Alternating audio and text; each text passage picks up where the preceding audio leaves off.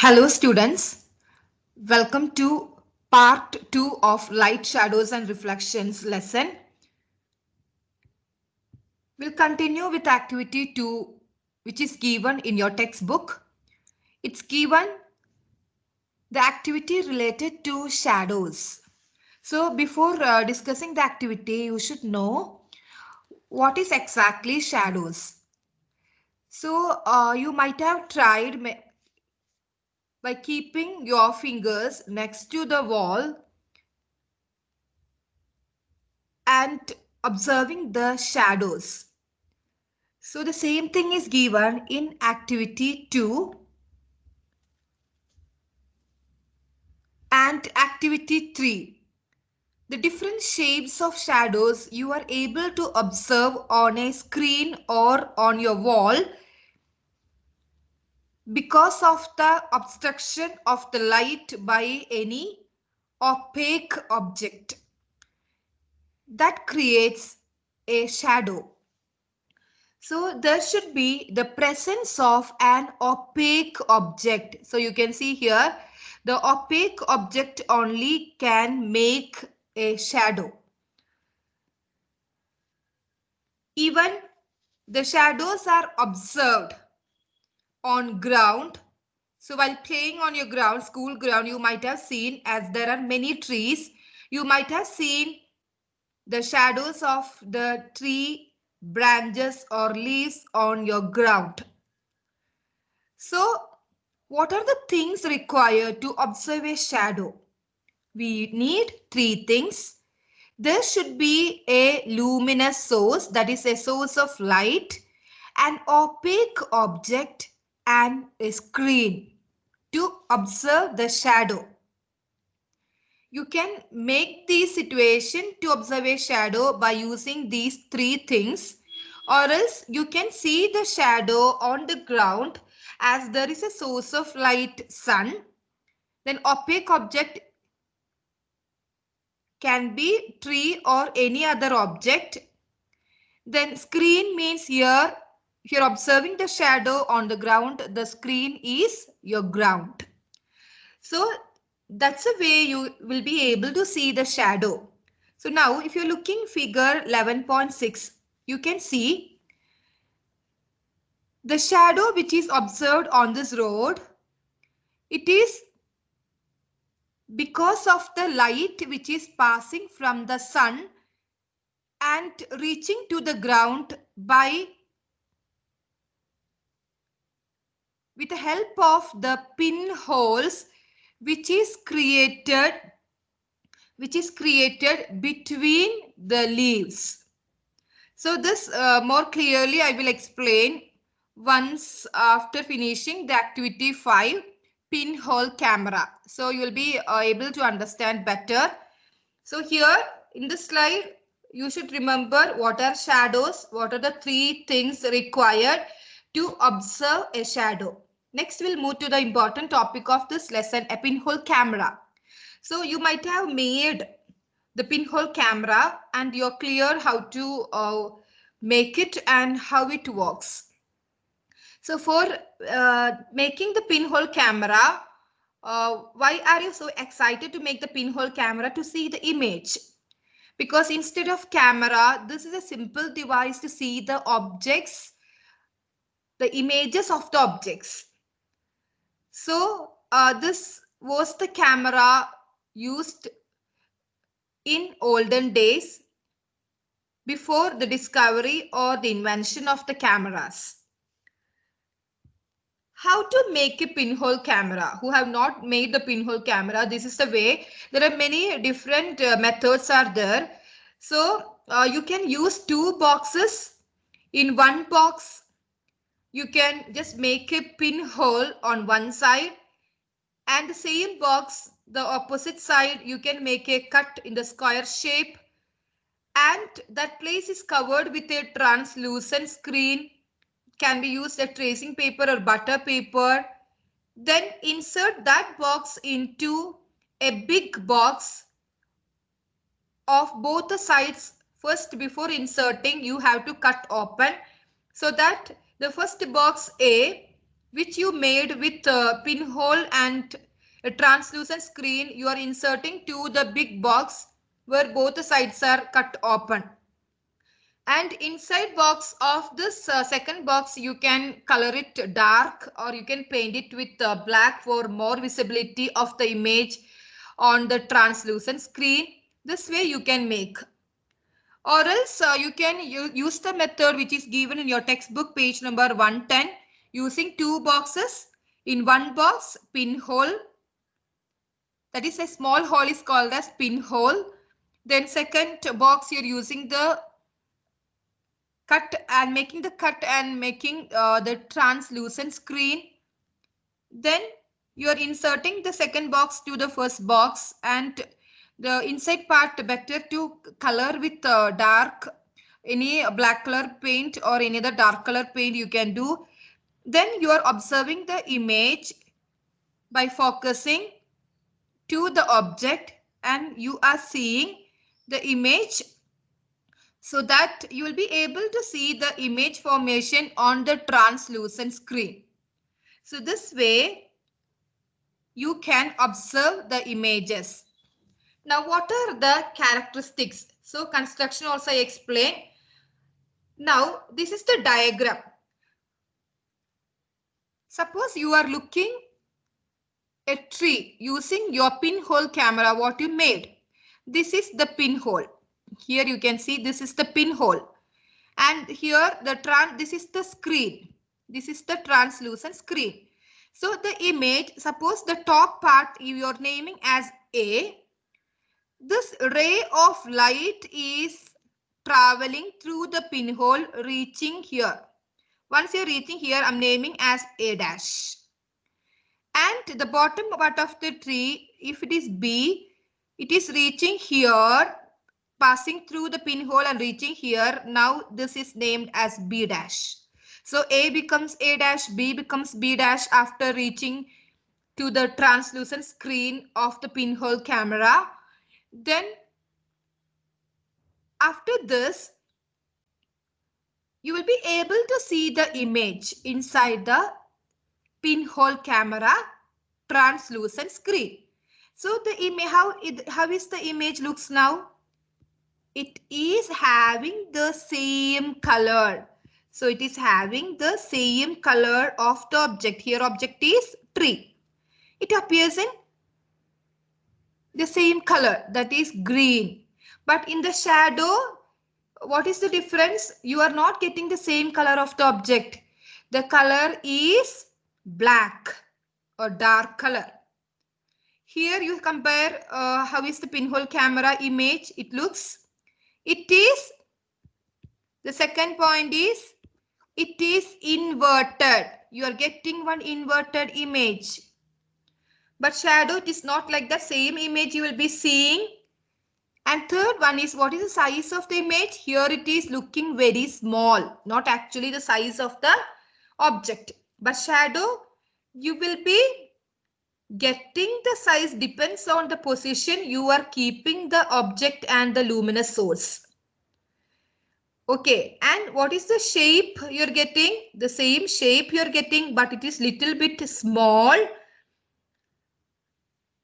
The case of pinhole camera, shadow, you cannot predict the size, depends on where you're keeping the object and the source of light.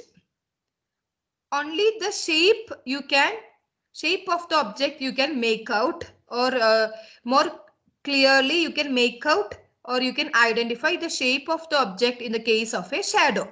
So here three characteristics you have to remember for a pinhole camera. It observed in the same color, size is very small, and the image is inverted. The same thing is given in the slide. So these are the characteristics. Image is inverted. Inverted means upside down. Image is real. The real and virtual image means if it is formed on a screen, it is called as real image. Then same color of the object and image can be smaller than the object. Now I will explain figure 11.6. You can see the image formation on the road or the ground. So these are the images of the sun. You'll be getting some circular images on this road. That is, once the sunlight is passing through the holes or the small gaps between the leaves of the tree, it is passing through that and reaching to the ground. Here, which is the light source? Sun. Which is the pinhole? Where is the pinhole located? That is the gaps between the leaves. Where is the screen? That is the ground or the road. So that you will be getting the circular images of the sun. Here leaves are acting, the gaps between the leaves are acting as pinholes. Next is, what is reflection? Reflection means the bouncing of the light is named as reflection. So there are two types of reflection, depends on the type of the surface of the object.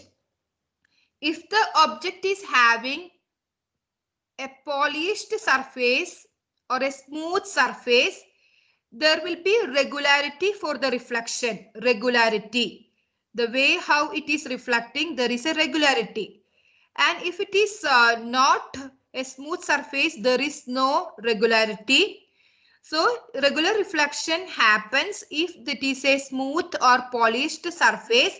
That is named as specular or regular reflection. Specular or regular reflection means the reflection which happens on a smooth surface. The bouncing back of light which happens on a smooth surface. I'll draw one diagram so that it will be more clear. If this is just take it as a smooth object. This is the object. That is, here the object is surface. Now the light is going to fall on the surface. So the light is coming this way and reflecting this way. So I'm giving the arrow mark. The second light is going to come this way, reflecting this way. Third light. So the arrow mark which is pointing towards the object, these rays are called as incident rays. Incident. So incident ray means the ray of light which is traveling from the light source and reaching to the surface. That is called as incident ray. Then the ray which is going back or bounced back from the surface, it is named as reflected ray. So there are two types of rays. Incident means towards the object. Reflected means which is away from the object, going back, bounced back. Okay, so regular, you can see the regularity in the reflection if it is a smooth surface. What is the second type of reflection? Irregular or diffused. If the object surface is rough or unpolished, in that case it is happening a type of reflection without any regularity. It is named as diffused or irregular. So it will be if the surface is like this, not smooth or not polished. In that case, you can see how is the ray is coming here. This is coming here and going this way. Another one is coming here, going this way. Because there is no regularity to the surface. Another one is coming here, going this way.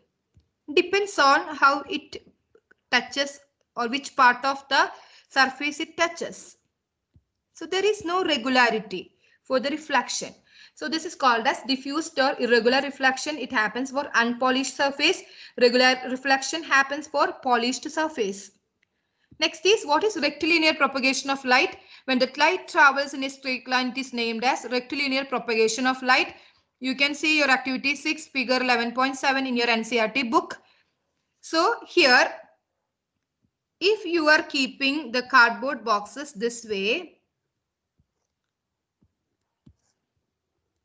and making the hole on the same side or the same line, should be same line, 3 boxes or 3 papers you take and make the hole in the same angle, or it should be in the same line, and you're keeping one candle here. This candle, once you're lighting the candle, what happens? It is producing the light. Yes.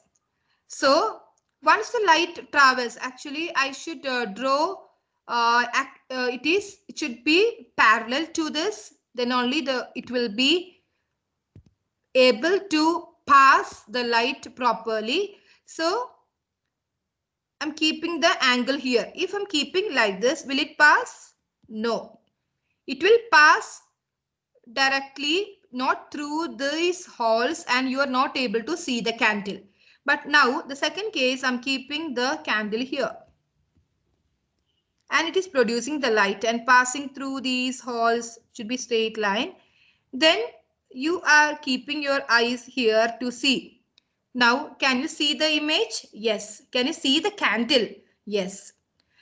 Because the light travels in a straight line. It is called as rectilinear propagation of light. The same thing is given in figure 11.7. The person who is looking through this piece of pipe, the first case A, he is able to see the candle because light travels in a straight line. Second case, as there is a bend, the light cannot travel in curvilinear motion and is not able to see the candle. Okay, so it shows the light travels in a straight line. The next one is about plane mirror. What is plane mirror? It's a thin, flat and smooth sheet of glass. It is having a shiny coating of silver metal or aluminium metal. So suppose if this is the mirror, if this is the plane mirror, it is having inside part and outside part. The coating is done for this, for the shining. Then now you are going to see your face on that. Okay, so this is the front side and this is the back side. You are standing here. This is you. You are standing here. You're looking to this mirror. Can you see your image? Yes. But actually, what is the process happens here? The light which is falling on this is not taken up by this plane mirror. It is getting reflected back. Everything, whatever is up, reaching there, it is getting reflected back. So as it is reflected back, it is not forming any image on the screen. So it is not forming any real image. There is no real image formation. Because it is not forming on a screen, it is getting bounced back. Then how are you able to see your image inside the plane mirror? It is like a virtual image. So the image which is observed inside the plane mirror, it is not the actual or real image. It is a type of virtual image which cannot be obtained on a screen. So you are thinking like your image is formed here because the ray which is bounced back, it is meeting at one point. That one point where it is meeting, you're getting the virtual image.